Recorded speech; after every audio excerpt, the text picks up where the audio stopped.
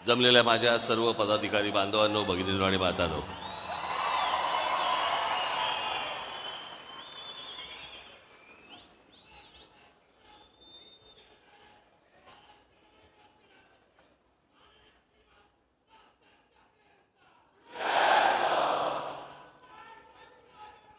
बस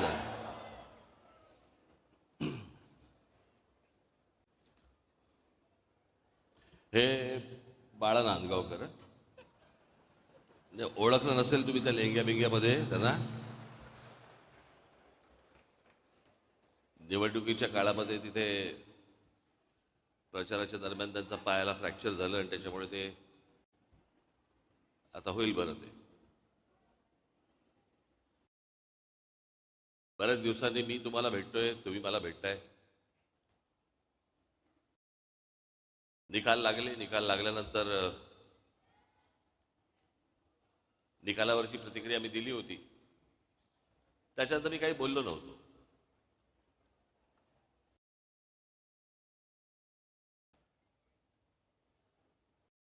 पण शांत आहे याचा अर्थ विचार करत नव्हतो असं नाही.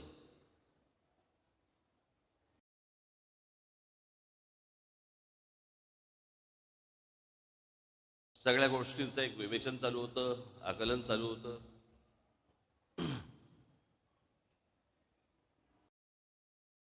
बरेच लोक मला भेटले या सगळ्या गेल्या 2 महिन्यामध्ये, 1.5 महिन्यामध्ये. परवा दिवशी माझ्याकडे ते संभाजी महाराजांवरचे चित्रपट करणारे लक्ष्मण उतेकर दिग्दर्शक ते आले होते. उत्तम दिग्दर्शक.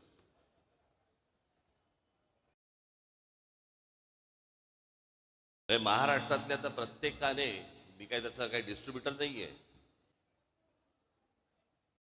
महाराष्ट्रातल्या प्रत्येक मराठी माणसाने तो चित्रपट पाहिलाच पाहिजे. कारण आमचे शिवछत्रपती ही प्रेरणा आहे.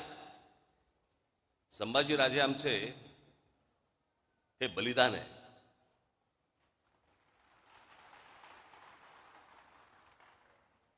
आणि मग मला मी पाहिलं नव्हतं त्याचं ते ट्रेलर बिलर. मला आमच्या अमेय खोपकरने मला सांगितलं की त्यांना तुम्हाला येऊन भेटायचं आहे.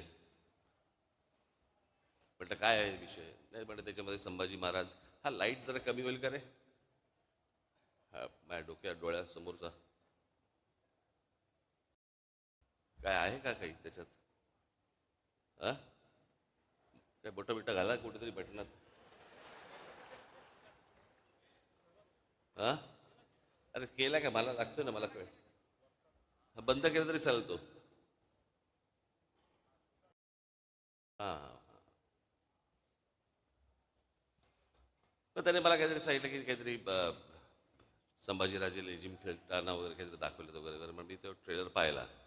मग दुसऱ्या दिवशी ते आले मला भेटायला. अर्थात लेझिम हा आपला पारंपरिक खेळ आहे महाराष्ट्राचा. आणि संभाजीराजांनी कधीतरी हातामध्ये लेझिम घेतलंही असेल, काय माहिती. इतिहासाच्या पानात नाही पण मनात तर असेल.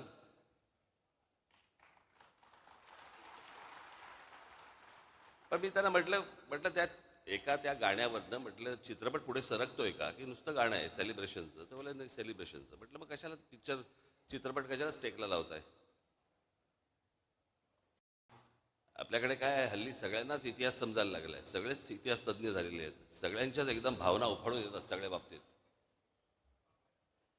पण म्हटलं काय आहे, म्हटलं चित्रपट पाहायला लोक जेव्हा जाणार त्यावेळेला औरंगजेबाने केलेले जे अत्याचार आहेत ते डोक्यात ठेवून म्हटलं ज्यावेळेला लोक जातील. आणि म्हटलं ट्रेलरमध्ये काहीतरी लेझिम बिजिम नाचतात बिस्तार, म्हटलं काढून टाका म्हटलं ते. म्हटलं उद्या असं आपण पकडूया म्हटलं. नंतर मी कोणाशी तरी नंतर बोलत होतो. म्हटलं रिचर्ड ॲटनबरोबर ज्याला महात्मा गांधी पिक्चर केला, आपल्या डोळ्यासमोर महात्मा गांधीचे काही काही आंदोलनं येतात. पण चित्रपट पाहायला गेलो असताना आपल्याला असं एका सीनमध्ये दिसलं की महात्मा गांधी दांडिया खेळतात. कसं वाटलं असतं आपल्याला. खरं तर दिग्दर्शकाला टाकायचा पण असेल सीन, पण महात्मा गांधींच्या हातात एकच काठी असल्यामुळे दांडिया खेळता नाही आला. 2 घेऊन असे असे चालले असते तर कदाचित आला असतं सीन. माहीत नाही आपल्याला.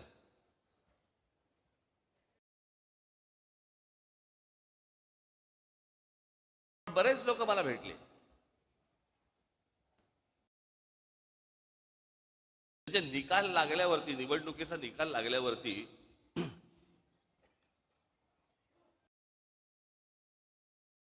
त्या दिवशी निकाल लागला, मी बोलतोय, तुम्हाला समजत असेल मी काय म्हणतोय ते, आणि सगळ्यांना माहिती आहे. महाराष्ट्रात निकाल लागल्यावरती मी पहिल्यांदा महाराष्ट्रात असं बघितलं, सन्नाटा पसरला. ज्या प्रकारचा जल्लोष व्हायला पाहिजे होता, ज्या प्रकारची गोष्ट व्हायला पाहिजे होती, मिरवणुका काय सगळं सन्नाटा आलो, कारण लोकांमध्येच संभ्रम होता, हे काय आहे, हे कसं झालं, असा कसा निर्णय आला. माझ्याकडे एक व्यक्ती आली होती जी RSSची म्हणजे संघाशी संबंधित व्यक्ती होती. त्यांच्याही मनामध्ये मला दिसलं की त्यांनाही पटलेलं नाही. त्यांनी फार छान वाक्य बोलले ते माझ्यासमोर.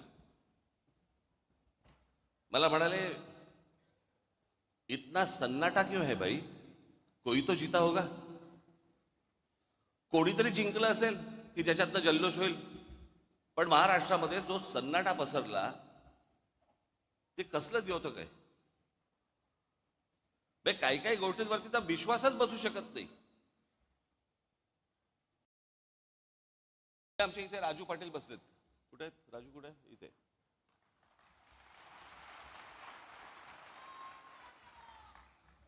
त्यांचं एक गाव आहे, गाव पाटलांचंच गाव, म्हणजे तिकडे त्यांनाच मतदान होतं.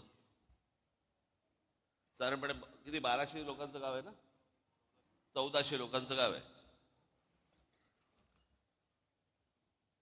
त्या 1400 लोकांच्या गावामध्ये राजू पाटलांना किती मतं पडली असतील? अख्खं सगळं मतदान, दरवेळेला त्यांना मतदान होतं. पहिल्यांदा त्यांचे भाऊ उभे होते त्यावेळेला त्यांना मतदान झालं, ते उभे होते त्यावेळेला मतदान झालं, ज्यावेळेला ते खासदारकीला होते त्यावेळेला मतदान झालं, सगळीकडं. त्या गावातनं किती मतदान झालं असेल राजू पाटलांना? किती मतं पडली असतील? एक पण नाही.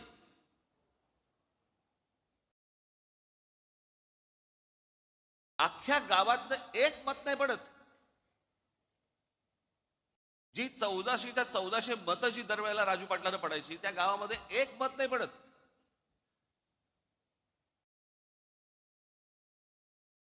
आपल्यातला एक मराठवाड्यामधला आपला एक पदाधिकारी आहे जो तिथे नगरसेवक आहे. नगरसेवक असताना, म्हणजे नगरसेवक जेव्हा झाला त्यावेळेला त्याला त्याच्या भागातनं 5,500चं मतदान आहे. 5,500चं त्याच्या भागातनं.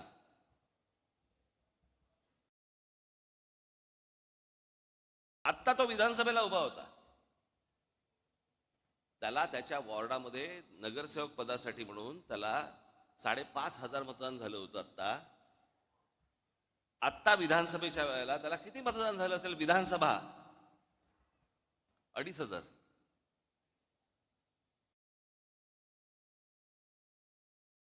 अनेक असे निर्णय आहेत महाराष्ट्रामध्ये झालेले की ज्याच्यावरती निवडून आलेल्यांचा विश्वास नाहीये. पडलेल्यांचा काय घेऊन बसलो आपण? रोज रात्री बायकोला चिपटा. बाळासाहेब थोरात काँग्रेसचे नेते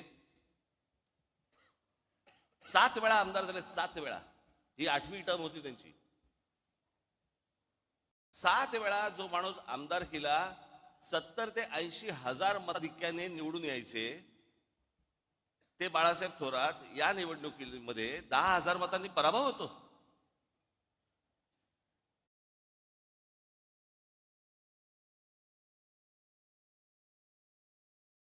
अनेक लोक बोलतील राज ठाकरेंचा पराभव झाला म्हणून त्याच्यामुळे ते हे बोलतायत. मी काय बोलतोय? अख्खा महाराष्ट्र बोलतोय.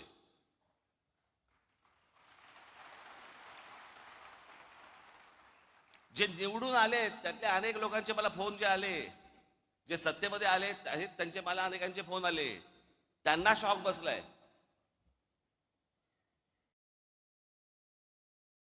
तो 4-5 जागा येतील. म्हणजे कसं आहे, भारतीय जनता पक्षाला 132 काय जागा मिळाल्या वगैरे वगैरे. चला ठीक आहे. मागच्या वेळेला पण त्यांना काहीतरी 100 काय किती जागा होत्या? 105च्या आधी नाही 117ला होत्या, 122 काहीतरी, 122 काहीतरी जागा होत्या 2014ला. ठीक आहे, आपण समजू शकतो. चला 132. अजित पवार 42.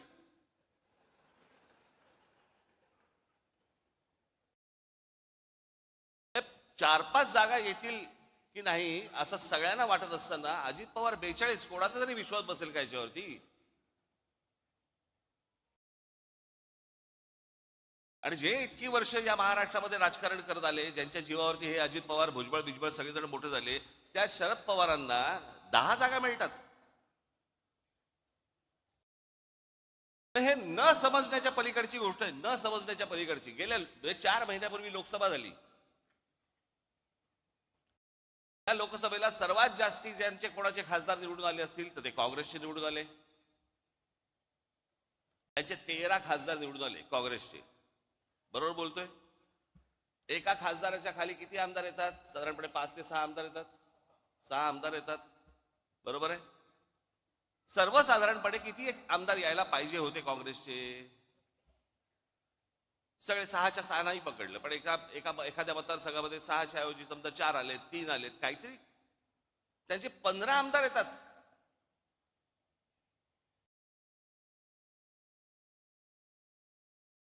शरद पवार साहेबांचे 8 खासदार निवडून आलेत, 8 खासदार. त्यांचे 10 आमदार येतात. आणि लोकसभेला ज्या अजित पवारांचा 1 खासदार निवडून आलाय तिथे 42 आमदार येतात. 4 महिन्यात फरक पडला लोकांच्या मनात. काय झालं, कशामुळे झालं, हा संशोधनाचाच विषय. मी तुम्हाला आज काय सांगायला आलोय, या मतदानावरती जाऊ नका. लोकांनी आपल्याला मतदान केलेलं आहे, फक्त ते आपल्यापर्यंत आलेलं नाहीये.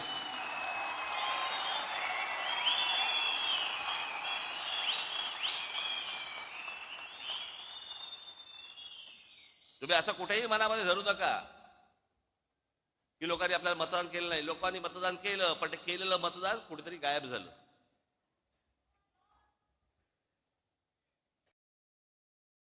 अशा प्रकारच्या ज्या निवडणुका लढवायच्या असतील तर निवडणुका न लढवल्याच बऱ्या.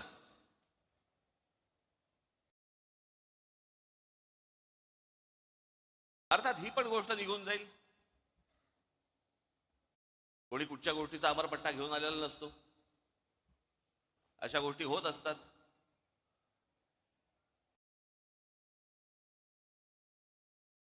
पण मला तुम्हाला फक्त एकच गोष्ट, तुम्हाला आज महत्वाच्या गोष्टी काही सांगायच्या आहेत.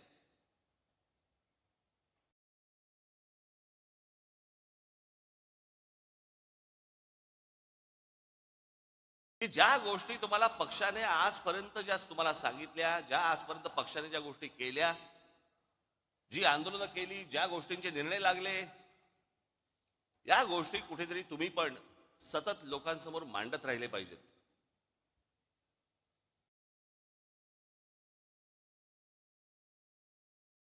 आतापर्यंत आपण काय काय केलं, कोणती कोणती आंदोलनं केली, कोणकोणत्या विषयामध्ये हात घातला, कोणकोणत्या विषयांचे निर्णय लागले, हे तुम्ही स्वतः कन्व्हिन्स पाहिजेत.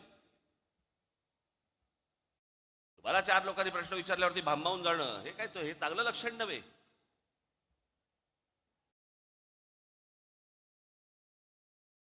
पण मी आज तुमच्यासाठी काही गोष्टी इथे आणल्या आहेत मुद्दामून, ज्या तुम्ही लक्षात ठेवल्या पाहिजेत. माझं भाषण संपल्यानंतर ज्या वेळेला ते येईल, कुठेतरी युट्यूबला येईल, तेवढा पोर्शन तुम्ही कट करून ठेवला पाहिजे. सतत तुम्ही त्या गोष्टी ऐकल्या पाहिजेत, बघितल्या पाहिजेत.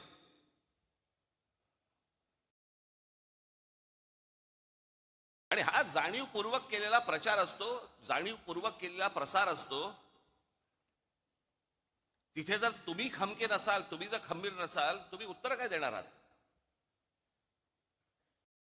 आणि हे जाणून बुजून सगळे, कारण कसं आहे, हल्ली काही अनेक पत्रकार जे आहेत हे अनेक पक्षांच्या दावणीलाच बांधले गेलेले आहेत. अनेक चांगले पत्रकार देखील आहेतच, पण अनेक पत्रकार गेलेले आहेत.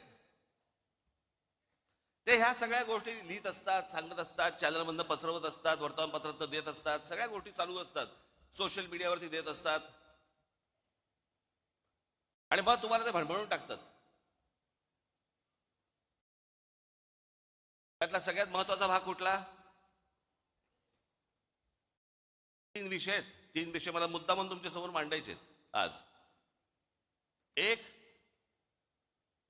म्हणजे राज ठाकरे भूमिका बदलतात. मी ज्यावेळेला माझ्या काही पदाधिकाऱ्यांची, इतर सगळ्या लोकांची ज्यावेळेला मी बोललो त्यांच्याशी, मी म्हटलं तुम्हाला तरी माहिती आहेत का म्हटलं भूमिका बदलणं म्हणजे कशाला म्हणतात.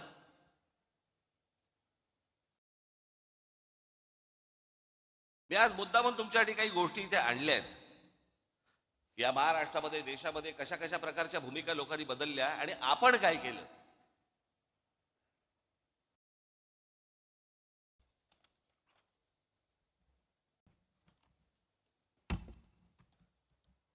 थोडा मागे जातो, नंतर मध्यात परत येतो.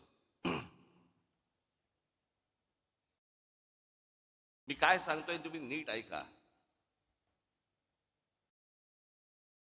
या देशाला ज्या वेळेला स्वातंत्र्य मिळालं, त्या स्वातंत्र्य मिळाल्यानंतर पहिली निवडणूक या देशामधली ही 1952 साली झाली. आणि ह्या 52 साली ज्या वेळेला ही निवडणूक झाली, त्यावेळेला नुकताच राष्ट्रीय स्वयंसेवक संघाचा म्हणून त्यांचा एक पॉलिटिकल विंग ही जन्माला आली. तिचं नाव जनसंघ.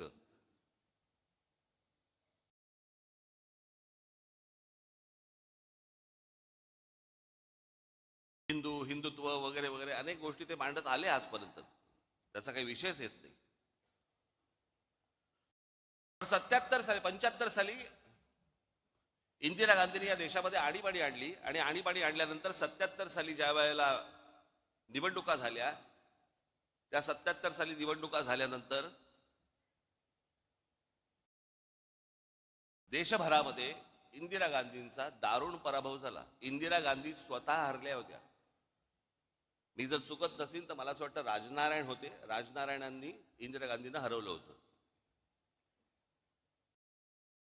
आणि मग जनता पक्ष नावाची, जनता पार्टी नावाची एक पार्टी उभी राहिली. त्याच्यामध्ये अनेक पक्ष होते. ज्या अनेक पक्षांपैकी एक जनसंघ देखील होता.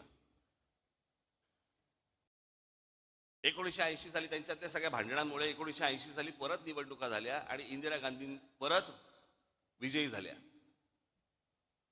त्यावेळेला हा जो जनसंघ होता, या जनसंघाची भारतीय जनता पार्टी झाली. ते जे जनता पार्टीतनं जे बाहेर पडले होते, ती भारतीय, ती दुसरी जनता पार्टी होती. या जनसंघाने तेच नाव घेतलं आणि भारतीय जनता पार्टी म्हणून केलं. आता भारतीय जनता पक्षाचा जो झेंडा दिसतोय, तो झेंडा बदलला झेंडा. आणि जनता पार्टीचा जो झेंडा होता, जो आडवा होता, भगवा आणि हिरवा, तो यांनी उभा केला.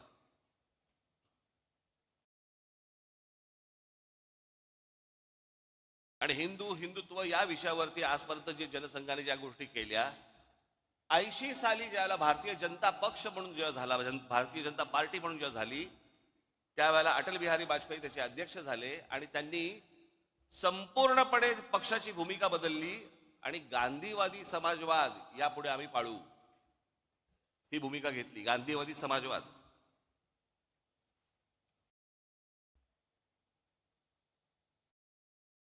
ला इंदिराजी गेल्या, इंदिराजी नंतर मग परत धक्के. आता ह्याच दरम्यान 77ला निवडणूक झाली, 78ला परत एक निवडणूक झाली. त्याच्यामध्ये शरद पवारांचं पुलोद आलं. शरद पवार मुख्यमंत्री झाले. ते आहे ना, ते वसंतदादा पाटलांच्या पाठीत खंजीर खुपसून वगैरे ते सगळं प्रकरण. आणि ज्या वेळेला शरद पवारांनी ज्या वेळेला पुलोद स्थापन केली, त्यावेळेला हाच जनसंघ, त्याला भारतीय जनता पार्टी झालेली नव्हती, हा जनसंघ पुलोदमध्ये शरद पवारांबरोबर होता.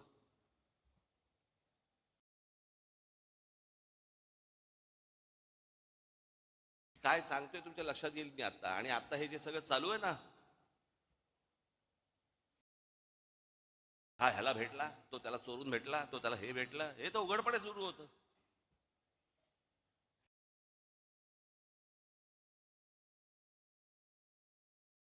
त्याच 78ला, म्हणजे मुळात 75 पासून शिवसेनेने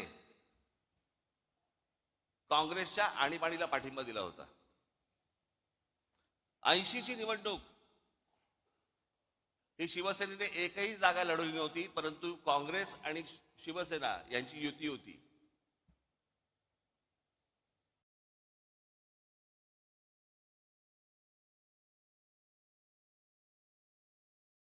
शरद पवार त्याच्यात 80 साली त्यांचं सरकार बरखास्त केलं इंदिरा गांधींनी.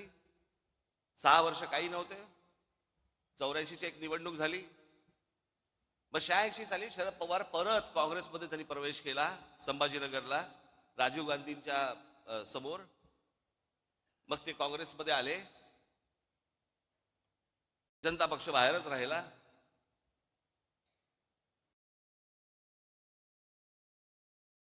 मराठीच्या प्रश्नावरती मुंबई महानगरपालिका शिवसेनेच्या हातामध्ये आली.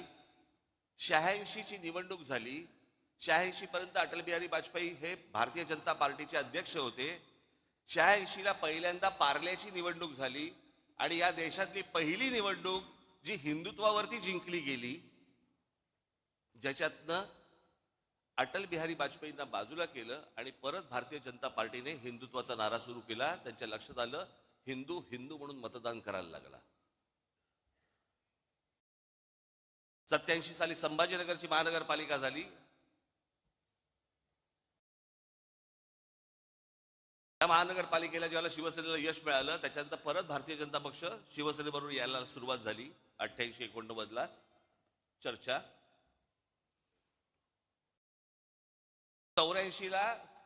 1984ला शिवसेना भारतीय जनता पक्ष युती झाली होती आणि शिवसेनेचे 2 खासदारकीचे उमेदवार हे कमळावरती उभे होते, मनोहर जोशी आणि वामनराव महाडिक.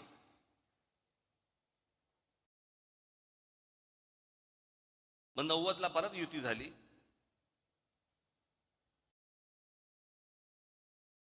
88ला परत शरद पवार मुख्यमंत्री झाले. मग 95ला परत भारतीय जनता पक्ष शिवसेना युती झाली. युतीतलं सरकार आलं.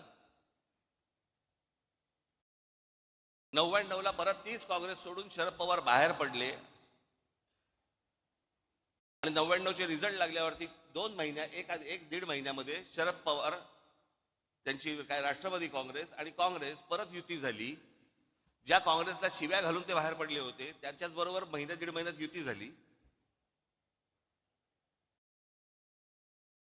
हे मी तुम्हाला का सांगतोय? या सगळ्यांनी आपापसात प्रत्येकाच्या स्वार्थासाठी सगळ्यांनी आपापल्या भूमिका बदलल्या. इथे मी कोणत्या स्वार्थासाठी भूमिका बदलली हो?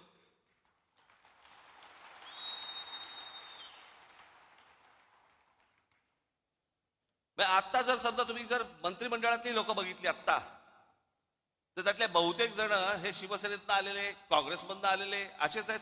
यांचंच सगळं सरकार बनलेलं आहे. यांना हे पत्रकार विचारायला जाणार नाहीत का भूमिका बदललीत, पण तुमच्या कानात बरोबर ते घालत बसणार भूमिका बदलली, भूमिका बदलली. आणि हल्लीचे जे पत्रकार आहेत त्यांचा तर किती गाडा अभ्यास असतो, तर म्हणजे धन्यच आहेत ते.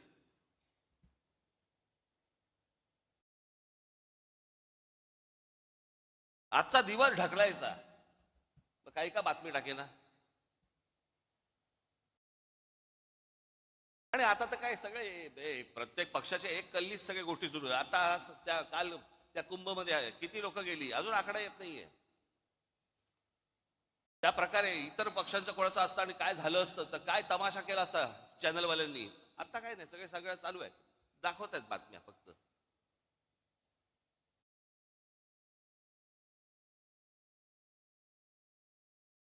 आणि मग काय गोष्टी पेरायच्या की राज ठाकरेंनी पहिल्यांदा नरेंद्र मोदींना पाठिंबा दिला, मग त्यांच्या ते विरोधात बोलायला लागले आणि मग परत त्यांनी सपोर्ट केला. का केला? कारण त्यांच्या मागे ईडी लावली, माझ्या मागे ईडी लावली.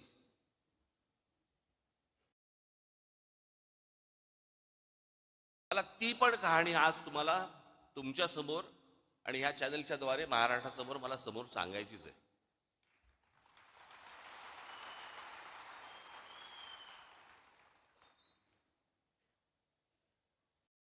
मी जे आता तुम्हाला जे सांगणार आहे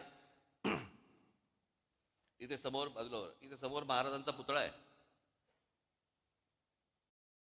त्याच्या समोर मी जे सांगीन ते शपथपूर्वक सांगीन.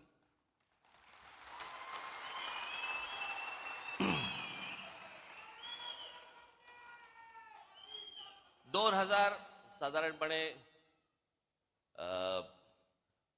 आता 2005 ची वगैरे गोष्ट असेल. मी ज्या शिवाजी पार्क मैदानामध्ये शिवाजी पार्कमध्ये जिथे मी लहानाचा मोठा झालो तिथे आम्ही लहानपणापासून ती कोइंदूर मिल पाहत होतो. काही नाही जन्स येता जाता ती डोळ्यासमोर यायची. एके दिवशी ही 2005 ची गोष्ट वर्तमानपत्रामध्ये मी बातमी वाचली. तोपर्यंत आम्ही आमचा व्यवसाय सुरू केला होता. आता व्यवसाय करणं हा तर काही पाप होऊ शकत नाही ना. अनेकांना व्यवसाय दाखवता पण येत नाहीत. सगळ्या गोष्टी सुरू असतात त्यांच्या. एक व्यवसाय सुरू केला.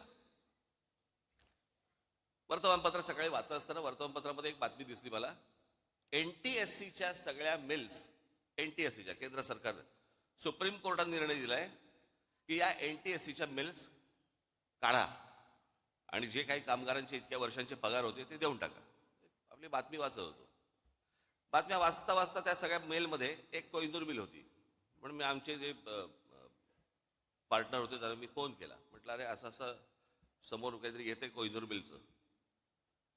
त्यांनी मला सांगितलं पण हे ते प्रकरण खूप मोठं आहे. म्हटलं हो मला मान्य, मला खूप मोठं आहे. काय आहे एकदा चेक तर करू. म्हणून आमचे एक दुसरे सहकारी होते त्यांना मी फोन केला. त्यांना बोलून घेतलं. म्हटलं जरा बसून बघा काय होतंय.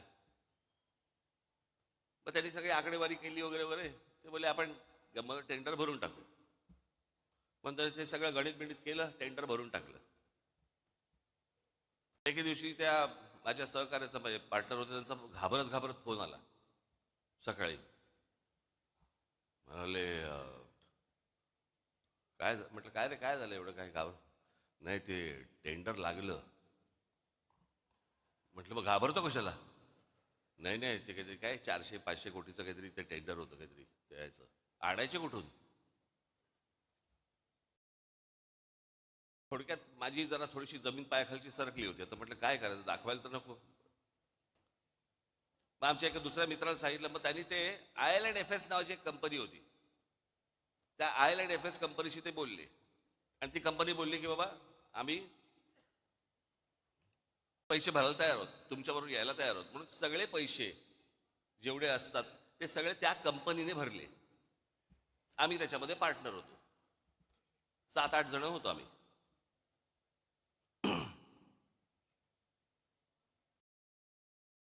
झालं सगळं सुरू. परत त्याला ब्रेक आला. परत ती केस काहीतरी कोर्टामध्ये गेली आणि सगळ्या परत मिल त्या अडकल्या. परत त्याच्यामधनं 1 वर्ष 1.5 वर्ष गेलं आणि मग त्याच्यानंतर ते सगळं परत 1.5 वर्षांचं सुरू झालं. त्या दरम्यान मी आमच्या सहकार्यात म्हटलं बाबा हे पांढरा हत्ती हा आपल्याला झेपायचा नाही, आपण यातनं बाहेर पडू. मग माझ्याबरोबरचे अनेक जे काही माझे पार्टनर जे होते ते बोलले की आपण नाही नाही आपल्याला हे झेपणं नाही, काम नाही आपलं, आपण आपल्याला बाहेर पडू. म्हणून आम्ही आमचा स्टेक घेऊन बाहेर पडलो. आमचा स्टेक त्याला दिला आणि त्याचे पैसे घेऊन आम्ही बाहेर पडलो. ही गोष्ट आहे 2000 मला असं वाटतं 8ची. त्याच्यानंतर आमचा विषय संपला. ज्या दिवशी मला ती ईडीची नोटीस आली मला प्रश्न पडला कसली ईडीची नोटीस, काय आहे काय. मग आम्ही जेव्हा बघितलं त्यात विषय होता कोहिनूरचा. म्हटलं आपला काय संबंध याच्याशी. आता मला तिकडे बोलवते माणसं मलाशी काय बोलवते हेच मला समजेना. त्यांच्याकडनं तुम्हाला पैसे आले पण तुम्ही त्यांचे पैसे काय मला काय कळत नव्हतं. म्हटलं काय झालं. बरं जे पैसे आले त्याच्यावरती आम्ही टॅक्स भरला, टॅक्स भरून तो गेला. सगळ्यांनीच टॅक्स भरला आणि तो गेला. ती जी कंपनी होती त्याच्यामध्ये टॅक्स भरला, त्या कंपनीने तिकडे टॅक्स भरला, त्यातनं आम्ही बाहेर पडलो. मला ज्या वेळेला ती गोष्ट आली त्यावेळेला मी ज्यावेळेला इन्क्वायरी केली आमच्या CA ला बोलवलं. म्हटलं काय नेमकं काय झालं सांग मला. तो बोलला तुमच्यातला एक जो पार्टनर आहे तुम्ही जो टॅक्स भरलात त्या कंपनीत त्या पार्टनरने तो टॅक्स इन्कम टॅक्सला भरलाच नाही. तो ते पैसे तुमचे बाहेरच्या बाहेर वापरले. म्हटलं मग आता काय करायचं? म्हणे आता परत टॅक्स भरायला लागेल. आम्ही परत टॅक्स भरून टाकला. जेवढा होता तेवढा परत प्रत्येकाने आपापला टॅक्स परत भरून टाकला. कोण जाईल झंझटीत? विषय संपला. आता एवढ्याशा गोष्टीसाठी राज ठाकरे ईडीला घाबरला आणि मोदींची स्तुती करायला लागला. मला काय देणं घेणं त्या गोष्टींशी? माझ्या डोक्यावरती तलवारी घेऊन नाही मी फिरत.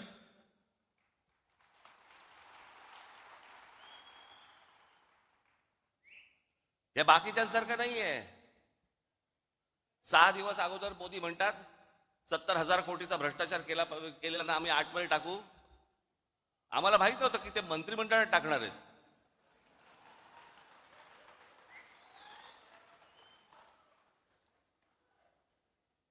आतमध्ये टाकूचा अर्थ हा होतो हे मला पहिल्यांदा कळलं. किती किती तुम्हाला देऊ मला ह्याच्यामध्ये उदाहरणं या सगळ्या गोष्टींची? हे बघा, आता आपण भारतीय जनता पक्षाने काय काय गोष्टी केल्यात ते आपण बघूया. हिम्मत बिस्वा शर्मा, भ्रष्टाचाराचं मूर्तिमंत प्रतीक अशी ज्यांची संभावना भारतीय जनता पक्षाने केली होती, हिम्मत बिस्वा शर्मांची, त्यांना पक्षात घेतलं. नंतर दुसऱ्या पक्षात होते ते, भ्रष्टाचाराचे आरोप केले होते त्यांच्यावरती. त्यांना नंतर भारतीय जनता पक्षाने पक्षात घेतलं. त्यांना अर्थ, आरोग्य आणि शिक्षणासारखी खाती दिली. नंतर त्यांना 2021 मध्ये मुख्यमंत्री केलं. म्हणजे ज्यांच्यावरती भ्रष्टाचाराचे आरोप केले होते तिथे भूमिका नाही बदलली. हे तुम्हाला पत्रकार नाही सांगणार. मुकुल रॉय, पूर्व भारतात सरदाना नावाच्या समूहाने लोकांना भरमसाठ रिटर्न्स देतो म्हणून पैसे गोळा केले आणि त्यांचे पैसे बुडवले. या घोटाळ्याचे शिल्पकार मुकुल रॉय, हे मुकुल रॉय होते असा भाजपाचा आजचा आरोप होता. 1917 मध्ये भाजपने मुकुल रॉयना पक्षात घेतलं. BS येडियुरप्पा, खाण घोटाळ्या प्रकरणी भाजपने त्यांना दूर सारलं, पण पक्ष सत्तेत येत नाही हे पाहून पुन्हा पक्षात घेतलं आणि 2019 ते 21 त्यांना मुख्यमंत्री केलं. अजित पवारांचं मी तुम्हाला सांगितलं. अशोक चव्हाण, आदर्श घोटाळा, त्यांनी काँग्रेस पक्ष सोडायच्या आधी संसदेत आदर्श घोटाळ्यातील त्यांच्या सहभागावरून भाजपच्या खासदारांनी आरोप केले. पुढे 8 दिवसात ते भाजपमध्ये आले आणि लगेचच त्यांना राज्यसभेवरती खासदार म्हणून पाठवलं. भूमिका नाही बदलली. फारुख अब्दुल्ला यांनी काश्मीर मधल्या 370 कलमाला विरोध करणाऱ्या भाजपसोबत, भाजपचा 370 कलमाला विरोध होता सुरुवातीपासून, त्यांचा विरोध होता की ते असू नये म्हणून, आणि फारुख अब्दुल्लांचा विरोध होता ते काढू नये म्हणून. काश्मीर मधल्या 370 कलमाला विरोध करणाऱ्या भाजपसोबत 1999 त्यांच्या NDAचे घटक बनले फारुख अब्दुल्ला, आणि ओमर अब्दुल्ला परराष्ट्र राज्यमंत्री बनले. याच ओमर अब्दुल्लांच्या नंतर नॅशनल कॉन्फरन्सने 2009 मध्ये काँग्रेसबरोबर युती केली. भूमिका नाही बदलली. भाजपमध्ये आले, भाजपने भूमिका बदलली. हे तुम्हाला कोण सांगणार नाहीत. म्हणून मी तुम्हाला, राजकारणामध्ये आहात तुम्ही, तुम्हाला हे सगळे संदर्भ तुम्हाला लक्षात असले पाहिजेत, तुम्हाला माहिती असली पाहिजे. ज्या वेळेला हे लोक येऊन समोर ज्याला तुमच्याशी बोलतात आणि ज्याला त्याला सांगतात आणि ही असली गोष्टी ज्याला अफवा पसरवायला लागतात, त्यावेळेला तुम्ही तयार पाहिजेत.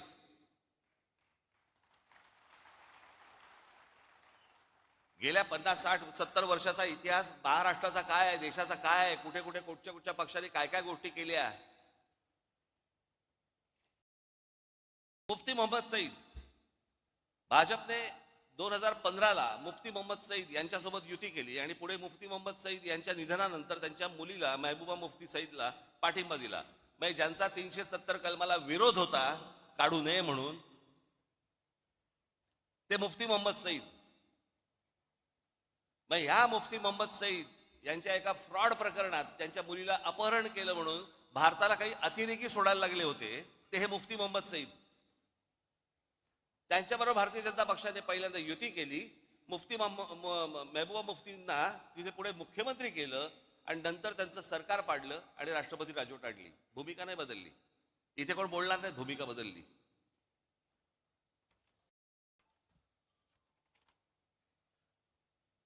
आता महाराष्ट्रात येऊ. राधाकृष्ण विखे पाटील आधी काँग्रेसमध्ये, मग विरोधी पक्षनेते होते. पुढे 2022 ते 24 काळात महसूल मंत्री आणि सध्या जलसंपदा मंत्री भाजपमध्ये.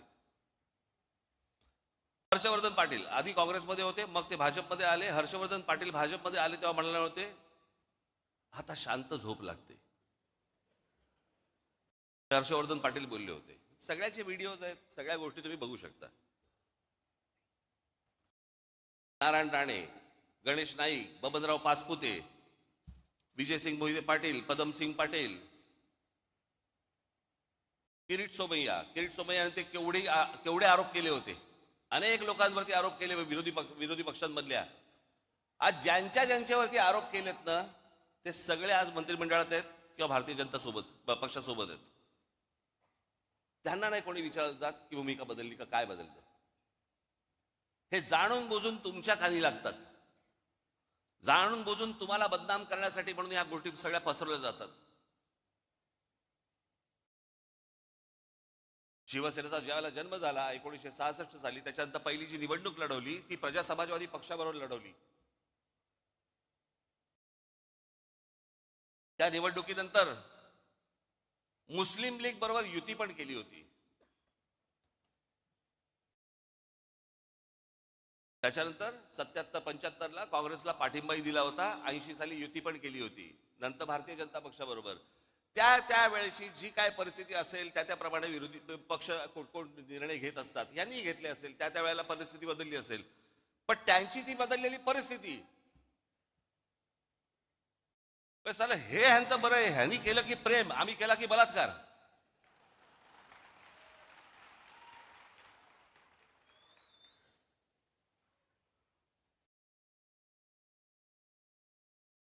आता लोकसभेच्या वेळेला ज्या वेळेला नरेंद्र मोदी ज्या वेळेला इथे शिवतीर्थावरती आले होते त्यावेळेला मी त्यांच्या समोर बोललो होतो ना की 2014ची निवडणूक झाली त्यावेळेला मला जे बोलायचं होतं ते मी बोललोय.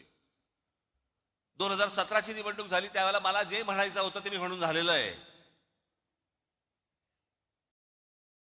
मी असं काही बोललो का की मी ते काही बोललोच नव्हतो, मी असं काही म्हणालोच नव्हतो, असं काही बोललो का? माझं बोलून झालंय. एकदा सुटलं की सुटलं.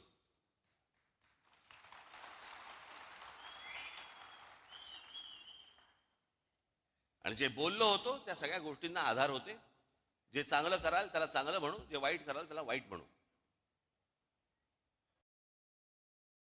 ह्या सगळ्या गोष्टीच्या तुमच्या समोर आणल्या. हे कृपाशंकर सिंग, बबनराव पाचपुते, अजित पवार, हे सगळे देवेंद्र फडणवीसांनी किती लोकांवरती आरोप केले आतापर्यंत? भ्रष्टाचाराचे किती लोकांना बरोबर आरोप केले? कित्येक लोकांवरती जे तुम्हाला आता त्यांच्याबरोबर मंत्रिमंडळात दिसतील. कित्येक लोक तर आता देवदर्शनाला जातात, पूजा करतात, देव पायात ठेवतात की फडणवीस किंवा किरीट सोमय्या कोणीतरी आमच्यावरती आरोप करा. चला आरोप केल्यावर आतमध्ये जाता येतं.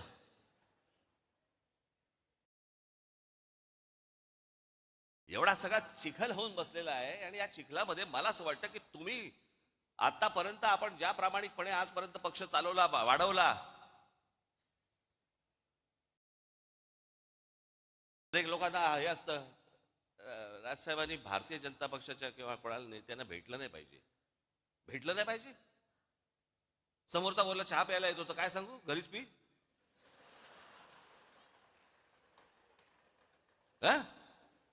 तुम्ही काय वेगळं सांगाल?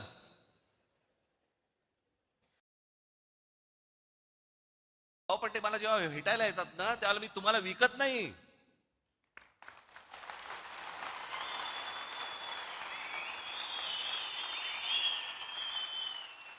आणि माझा मराठीचा बाणा देखील मी बोथट करत नाही.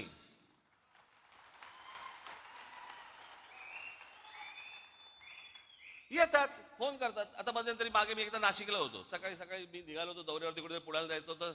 7 वाजता गाडीत बसलो. समोरून चंद्रकांत पाटील आले. नमस्कार, काय म्हणताय बरं म्हटलं. मुंबईत आलो की येतो चहा प्यायला.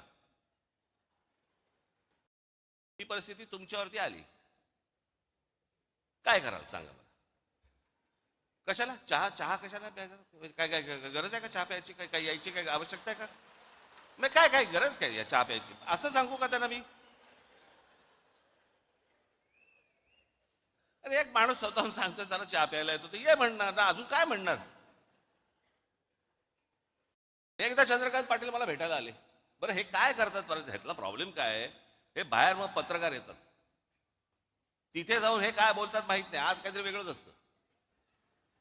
बरेच दिवस झाले आपण भेटलो नाही, मागे एकदा लग्नात आपलं फक्त भेटणं एवढंच काहीतरी असतं. एकदा ते चंद्रकांत पाटील माझ्याकडे आले, त्याच वेळेला ते जेव्हा मला नाशिकला बोलले त्यावेळेला मुंबईत आलो की घरी भेटायला येतो. मला अजूनपर्यंत कळलेलं नाही. ते माझ्याशी चर्चा करून काय चहा बी खाणं पिणं सगळं झाल्यावरती बाहेर पडले. पत्रकारांनी विचारलं काय झालं, तर आपण काय सांगू, काही नाही, सहज सदिच्छा भेट होती म्हणून सहज भेटायला आलो. बरं पत्रकारांचाही प्रॉब्लेम असतो, त्यांना वाटतं कशात तरी काय असणारच, काहीतरी असणार, त्याशिवाय काय होणार नाहीये.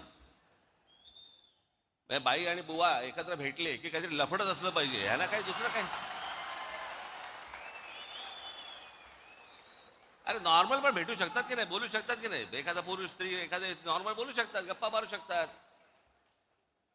तसं यांचं असतं हल्ली, इथं तेच चालू आहे. पूर्वी तर मध्ये राजकारण इतकं सुंदर छान होतं, सगळेजण एकमेकांना भेटायचे. पक्षाचा विरोध, पक्षाची धोरणं याच्यामध्ये कधी कॉम्प्रोमाइज व्हायचं नाही, पण म्हणून काहीतरी अगदी वैर घेतल्यासारखे वगैरे असं काही नव्हतं पूर्वी. आताही खरं तसं नाहीये. काल आपण छपून भेटतात मला पण ते कळलेलं नाही, पण बाहेर ते चंद्रकांत पाटील बाहेर पडले माझ्या घरात. काय केलं असेल त्यांनी पत्रकारांसमोर, मला आजपर्यंत कळलेलं नाही.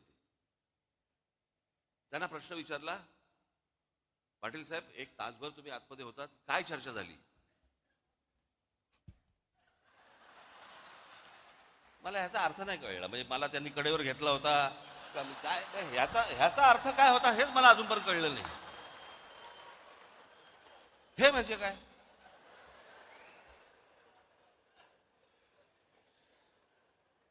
बरं मी काय पाहिलं नव्हतं. ते गेल्यानंतर पत्रकार आले आणि मला म्हणाले की त्यांनी असं केलं बाहेर गेल्यानंतर, म्हणजे काय झालं. मी म्हटलं असं केलं म्हणजे काय झालं, आम्ही दोघे एकमेकांना तेच विचारतोय, म्हणजे काय झालं. काय इकडे मी अक्रोड ठेवलं होतं त्याच्यामध्ये दाबून दिलं आणि मी अक्रोड फोडून दिलं वगैरे, काय म्हणजे झालं काय.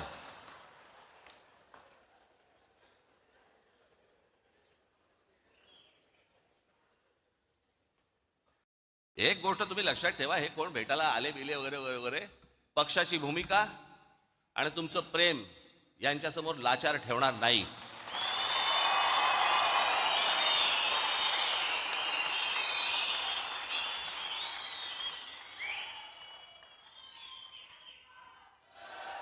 उद्या जेव्हा कधी निवडणुका होतील, काय होतील, कधी होतील. आता 28 तारखेला खरं तर निर्णय होता, तो 28 फेब्रुवारीला गेला. आता 28 फेब्रुवारीला गेला म्हणजे ऑक्टोबर नोव्हेंबर शिवाय निवडणुकाच होत नाहीत. तर ऑक्टोबर नोव्हेंबरला तरी काय अजून पुढे ढकलतील. त्यांना काय सरकारला प्रशासक नेमल्यानंतर प्रशासनाच्या हातात जर समजा या सगळ्या महानगरपालिका आणि सगळ्या गोष्टी असतील, कोण नगरसेवकांची ओझी उचलेल. त्याच्यामुळे कदाचित मला माहिती नाहीये, परंतु आता ही 28 फेब्रुवारी का 26 फेब्रुवारी काहीतरी तारीख ठरली आहे, याच्यानंतर अजून पुढे जाईल काहीतरी. ते सगळं ऑक्टोबर नोव्हेंबर डिसेंबरला निवडणुका होतील. तोपर्यंत मी का सांगतो तुम्हाला, फालतू खर्च करत बसू नका, कळलं का. या देवस्थानाला घेऊन चाललो महिलांना, या इकडे घेऊन चाललो दर्शनाला, हे ते आता काही करू नका त्या सगळ्या गोष्टी, कळलं का. आणि निवडणुकीच्या वेळेला या खिशे बाहेर काढून माझ्यासमोर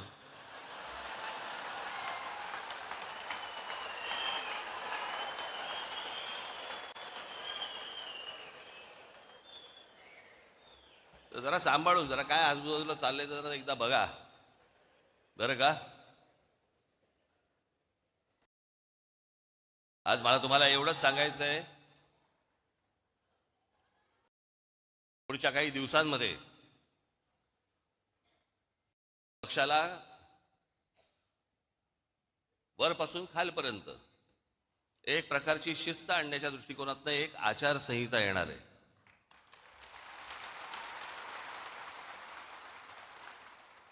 जी गोष्ट मी माझ्या विभागाध्यक्षाशी बोलीन तीच माझ्या शाखाध्यक्षाला पण कळली पाहिजे, तीच माझ्या महाराष्ट्र सैनिकाला पण कळली पाहिजे की काय नेमकं चालू आहे ते.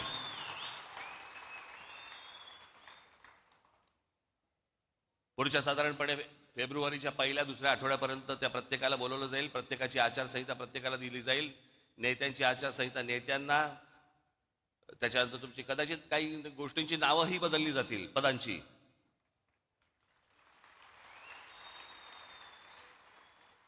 तर ते हळूहळू टप्प्याटप्प्याने त्या गोष्टी मी तुमच्यासमोर मांडीन. परंतु मी एक गोष्ट सांगतो तुम्हाला, मी लहानपणापासून अनेक पराभव पाहिलेत, अनेक विजय देखील पाहिलेत.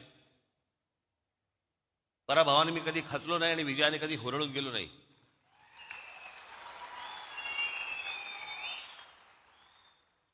आणि खचलेले पिचलेले असल्या लोकांचं मला नेतृत्व करायचं नाहीये. माझ्याबरोबर राहणार असाल तर ठाम राहा.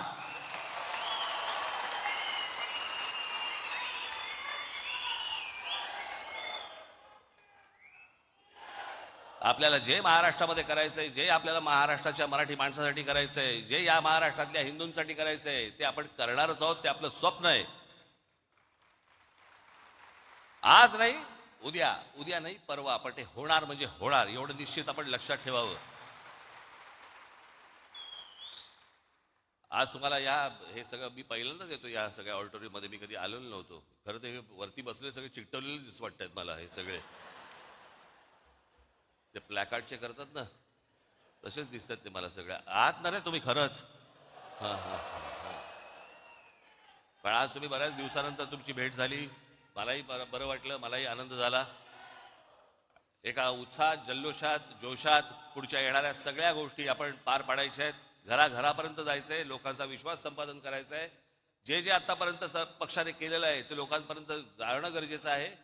असल्या फालतू ज्या वेळेला अफवा पसरवल्या जातात त्यावेळेला तुमचा देखील राजकीय अभ्यास हा दांडगा असला पाहिजे आणि तुम्ही देखील पुरून उरला पाहिजेत त्या समोरच्या लोकांना.